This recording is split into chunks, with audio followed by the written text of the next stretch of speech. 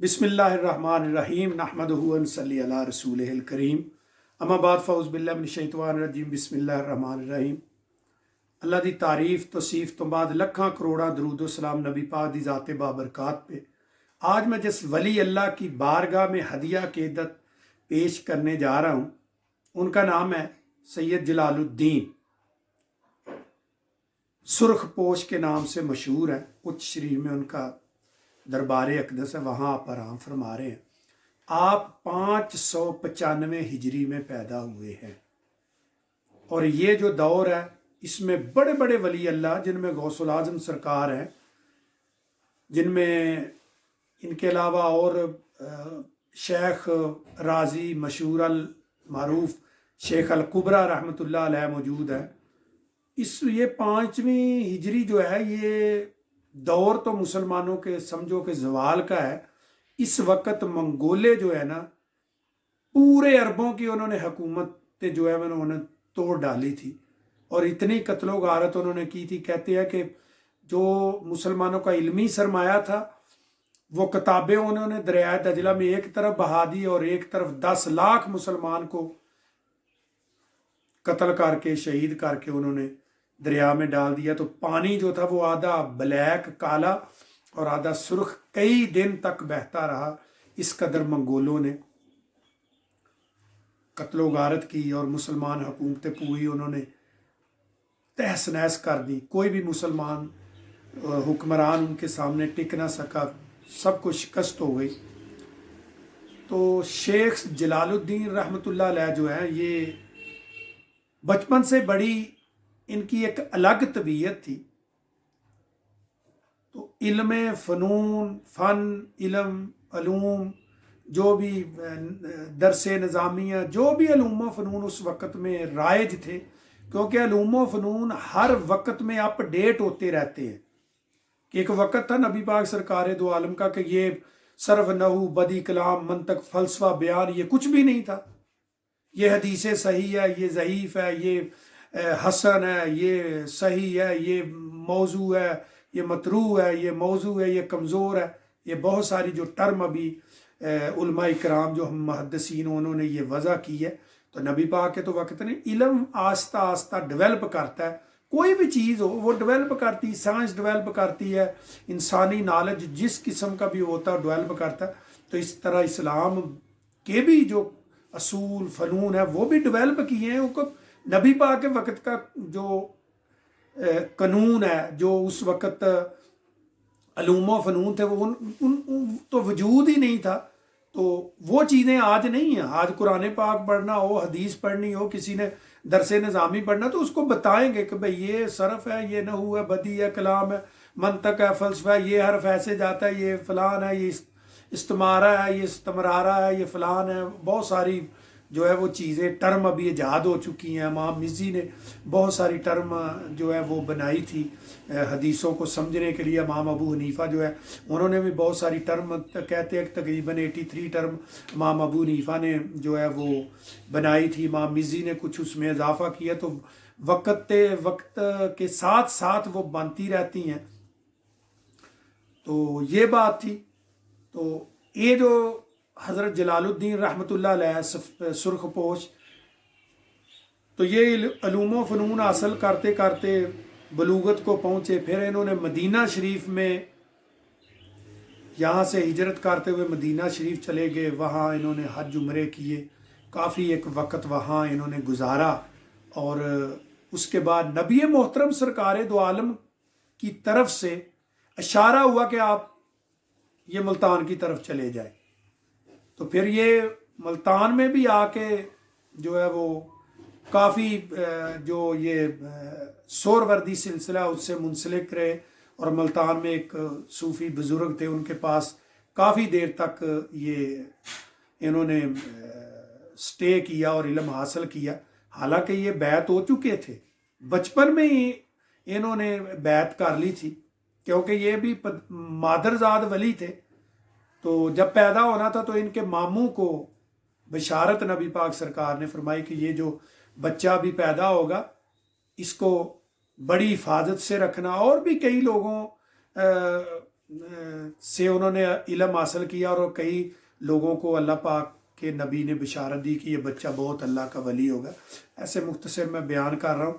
تو پھر نبی پاک سرکار کی اجازت پا کے یہ پھر ملتان میں بھی کافی رکے، اس کے بعد پھر یہ اچ شریف میں آ گئے۔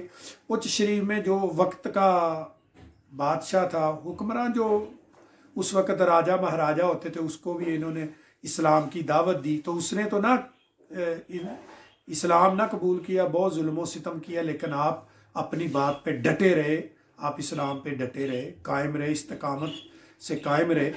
لیکن ان کی 2 بیٹیاں جو تھیں وہ مسلمان ہو گئی، تو ان کی شادی بھی پھر اسی حکمران کی ایک بیٹی سے ہو گئی۔ تو کچھ روایتوں میں اختلاف بھی ہوتا ہے، تو پھر ایک کا نام اچ تھا، جس میں جو ابھی اچ شریف بنا ہے، تو ایک کا نام اور تھا، وہ ان کے نام سے اور بھی گاؤں ایک آباد کر دیا، اور اس گاؤں کا نام اچ شریف رکھ دیا۔ تو آپ کا ایک بہت بڑی جرت اور بے باکی ہے کہ چنگیز خان سے ان کی ملاقات ہوئی، کیونکہ یہ وقت منگولوں کا، منگولے چل پھر رہے تھے، ظلم و ستم کر رہے تھے، اور یہ مسلمان حکومتیں انہوں نے توڑ ڈالی تھی۔ تو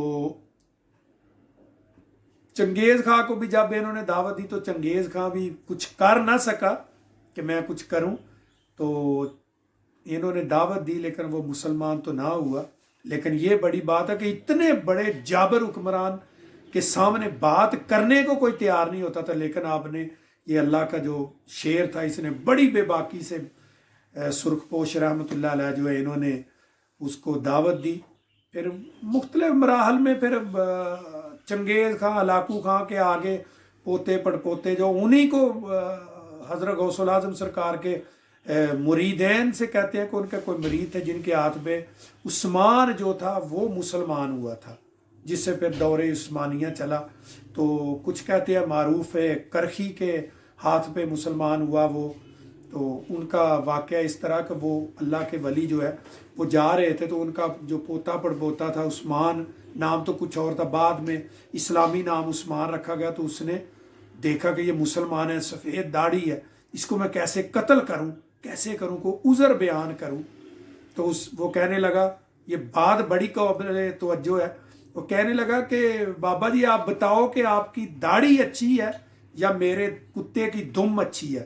تو اگر آج کا کوئی عالم ہوتا یا ہم جیسا ہوتا تو لڑائی ہوتی، تو آخر اس نے قتل ہی کرنا تھا، کیونکہ ان کا دور تھا۔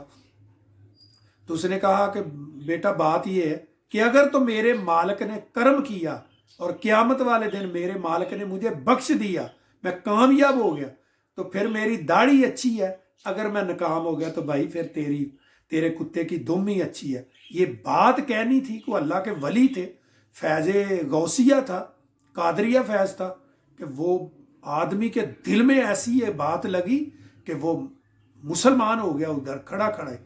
پھر اس نے کہا بابا جی ہمارے آپ ساتھ چلو، میں کچھ حکمرانوں کو، یعنی جو قبیلوں کے سردار ہیں، جو فوج میرے چنگیز خان دادا پر دادا کی چنگیز ہلاکو خان کی ہے، میں اس سے کچھ سرداروں کو اپنے ساتھ ملاؤں تاکہ مجھے حمایت ملے، ان کی تائید حاصل ہو، تاکہ میں اسلام کو پھیلا سکوں۔